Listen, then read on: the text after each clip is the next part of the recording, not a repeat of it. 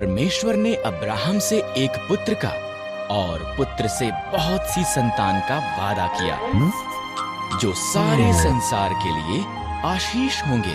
पर अब्राहम और उसकी पत्नी सारा बच्चे पैदा करने के लिए बहुत बूढ़े थे।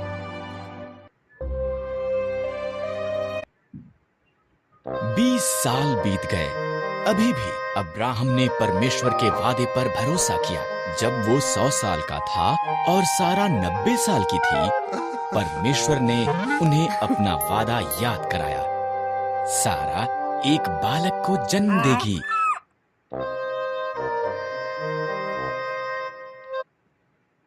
जब उनका पुत्र पैदा हुआ, सारा इतनी प्रसन्न हुई कि वो प्रफुल्लित हुई। परमेश्वर ने मुझे प्रफुल्लित किया है, उसने कहा। इसलिए उन्होंने उसका नाम इसहाक रखा, जिसका अर्थ है वो हंसता है।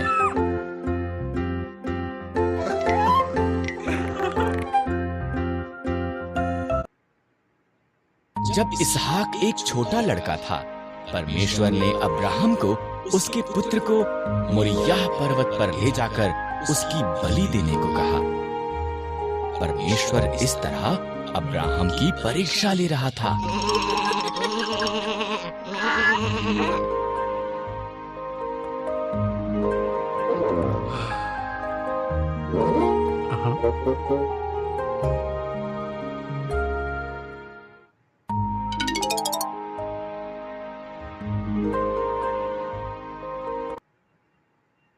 इसहाक लकड़ी उठाकर चला और अब्राहम ने छुरी और मशाल ली। इकट्ठे वो पहाड़ पर चढ़ गए। बलिदान के लिए मेमना कहाँ पर है?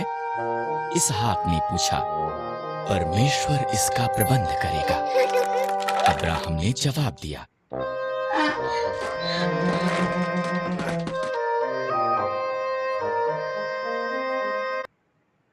अब्राहम ने वेदी पर लकड़ियां रखी, इसहाक को बांधा और उसको लकड़ियों पर रख दिया। जैसे ही उसने इसहाक को मारने के लिए छुरी उठाई, एक स्वर्गदूत ने उसको नाम लेकर आवाज लगाई, अब्राहम।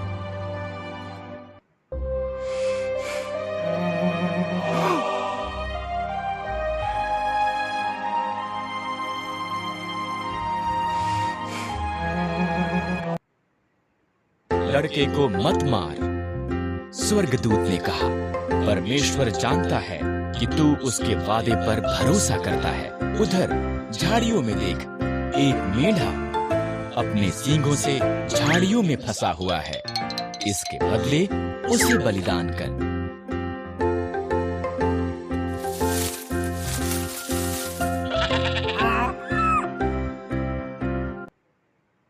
इस तरह अब्राहम ने उसके पुत्र की बजाय मेढ़े को बलिदान किया। उसने उस स्थान को यहोवा यिरे, परमेश्वर प्रबंध करेगा, रखा, क्योंकि परमेश्वर ने बलिदान का प्रबंध किया था। ठीक जैसा कि परमेश्वर ने कहा था, उसका वादा सच्चा हुआ।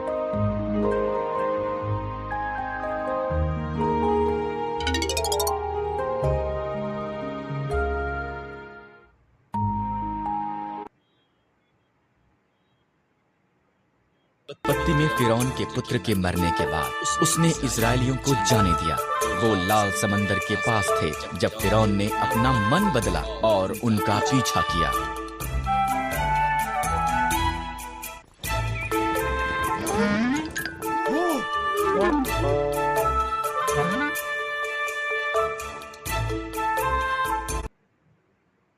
जब इजरायलियों ने फिरौन के रथों को देखा, वो बहुत भयभीत हो गए। लेकिन परमेश्वर ने मूसा को लाल समंदर की तरफ उसकी लाठी को उठाने के लिए कहा। परमेश्वर ने एक जोरदार हवा भेजी और समंदर को 2 भाग कर दिया।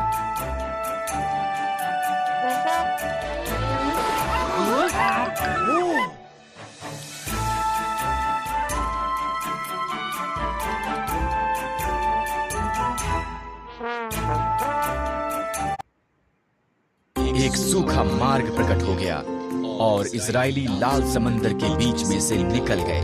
यहाँ पर उनके दोनों तरफ एक पानी की दीवार थी। वो सुरक्षित दूसरी तरफ पहुंच गए।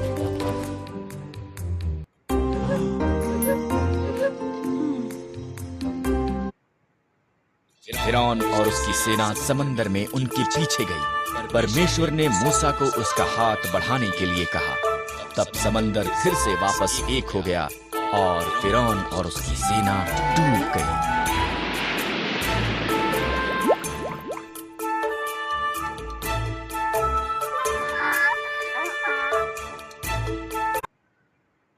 परमेश्वर ने उसके लोगों की एक उजाड़ में अगुवाई की। उसने उन्हें भोजन और पानी दिया। उन्होंने सिनै पर्वत के पास डेरा लगाए, जहां पर परमेश्वर ने पहाड़ की चोटी पर मूसा को मिलने के लिए कहा।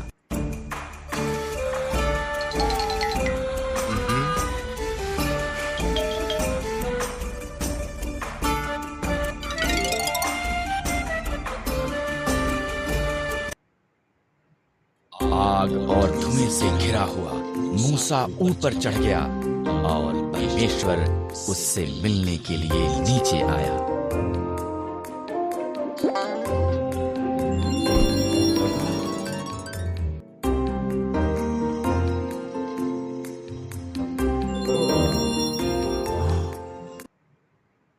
तब परमेश्वर ने मूसा को 2 पत्थर की पट्टियों पर 10 आज्ञाएं दी।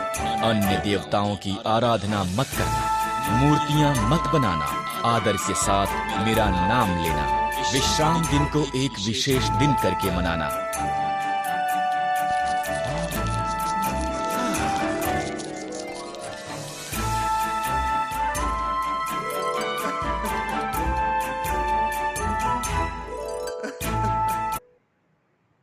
अपने माता पिता का आदर करना, कत्ल मत करना, अपने पति या पत्नी से वफादार रहना, चोरी मत करना, लोगों से या जो उनके पास है उससे ईर्ष्या मत करना।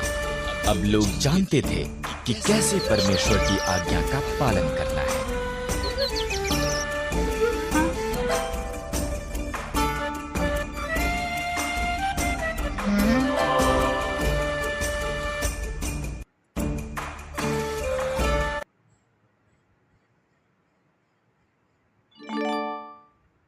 भेदिए को वायदे किए देश में भेजा।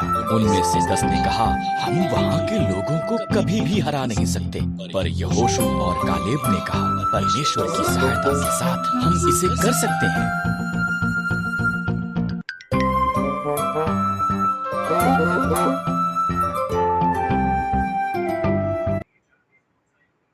डरे हुए लोगों ने 10 भेदियों की बात पर विश्वास किया।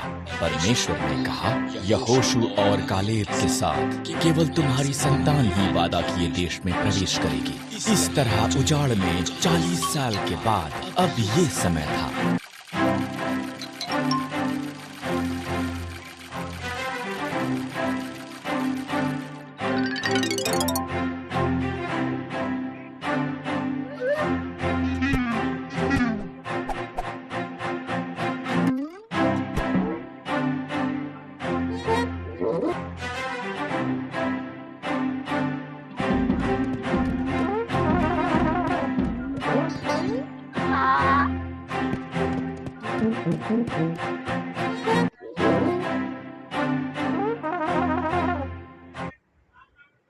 यहोशू ने 2 भेदियों को यरीहो में भेजा। वो राहाब नाम की एक स्त्री से मिले, जिसने उन्हें छिपाया और दीवार से नीचे उतरने में सहायता की। उन्होंने उसे और उसके परिवार को बचाने का वायदा किया।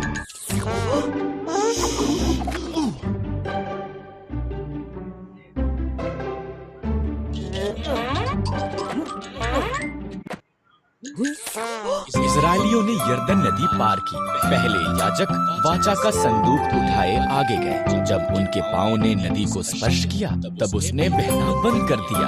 हर कोई सूखी भूमि से होकर निकल गया।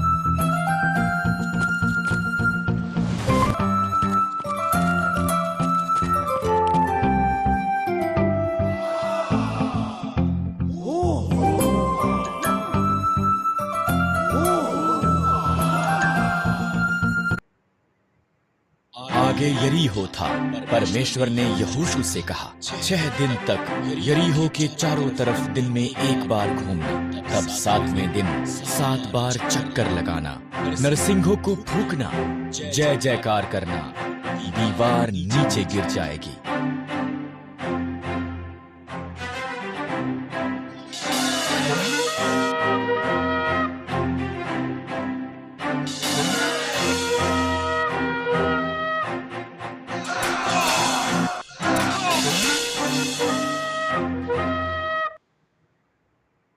यहोशू ने परमेश्वर पर भरोसा किया। जैसा प्रभु ने कहा उसने वैसा ही किया। दीवारें गिर गए, उन्होंने शहर को कब्जे में ले लिया। राहाब बच गई। परमेश्वर के लोगों ने वादा की हुई भूमि को कब्जे में लेना आरंभ किया।